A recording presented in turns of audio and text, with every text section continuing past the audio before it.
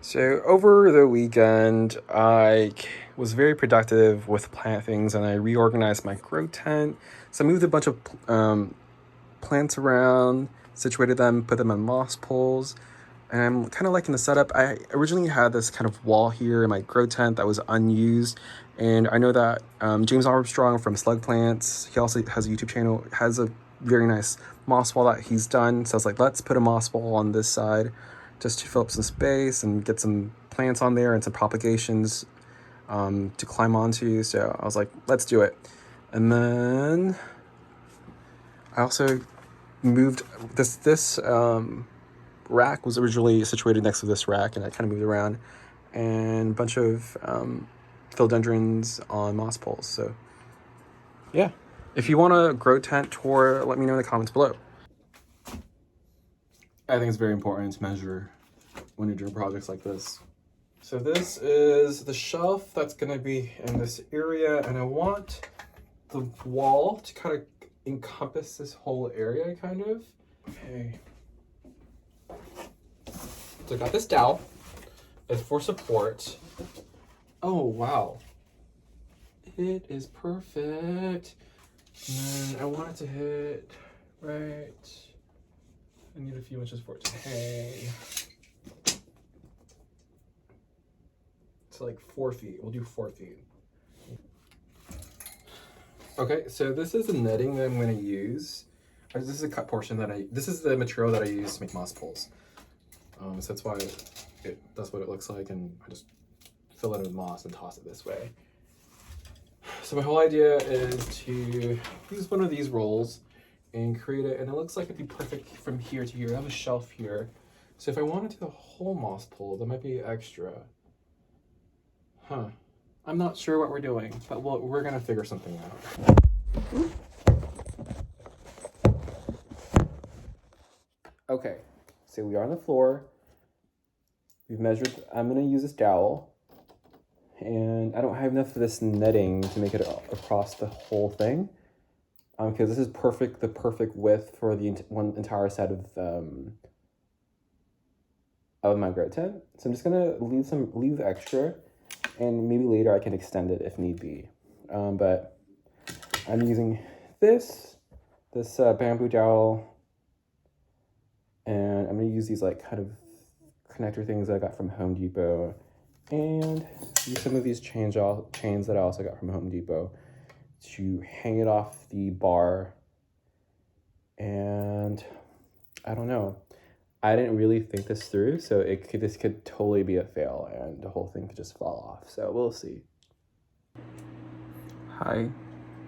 So I am shirtless in my grow tent because it is very hot in here. And I did a thing. I did the moss pole. I didn't do a very good job of like recording the process, but I tried. I'll show you what I came up with.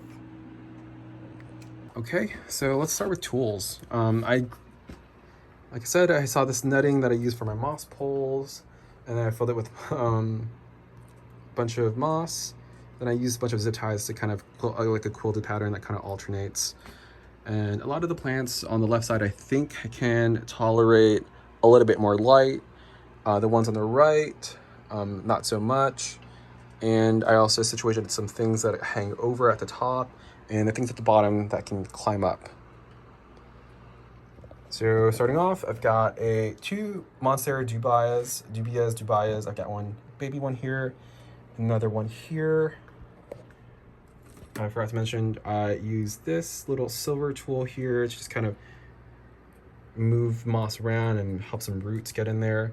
And I also have these strawberry picks that you'll see that are very useful to kind of keep the plants in place, especially for smaller things like this Rhaphidophora pachyphylla that has like smaller distance between it, and a clip like this would be too big.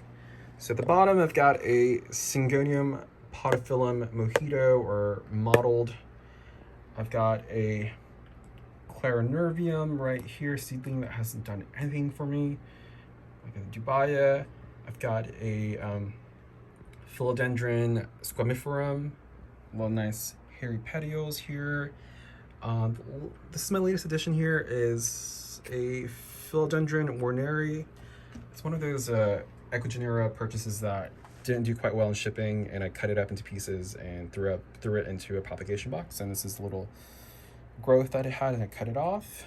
And a bunch of things are also in pots still, and I decided, oh, these need something to grow onto. Why not put them in a moss bowl? So that's what we have here. We've got my Philodendron Burle Marx Fantasy that's climbing up. Just below that is a very, very tiny Philodendron verrucosum. This is so cute.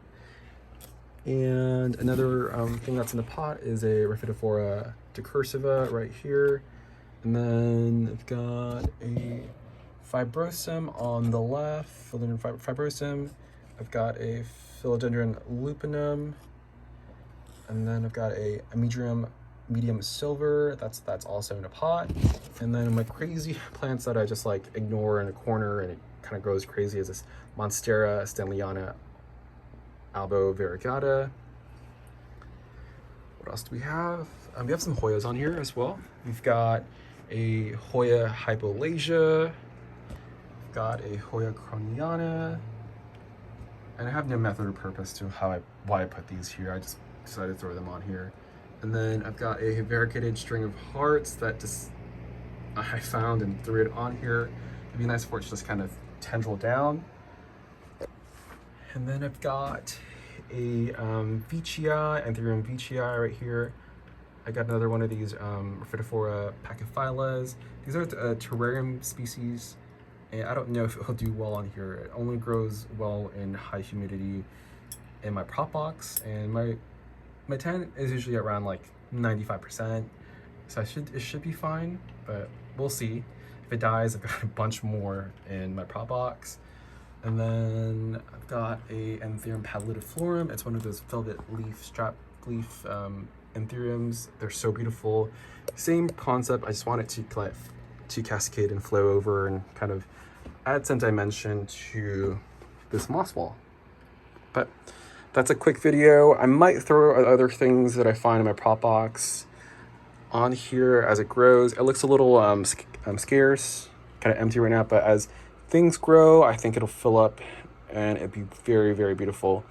And we'll see how this goes. I think it'd be a really nice project. If you do this too, let me know. I'd like to see what you create. And you can also go over and see James Armstrong's video of his moss walls. So those are pretty awesome as well. Awesome, bye.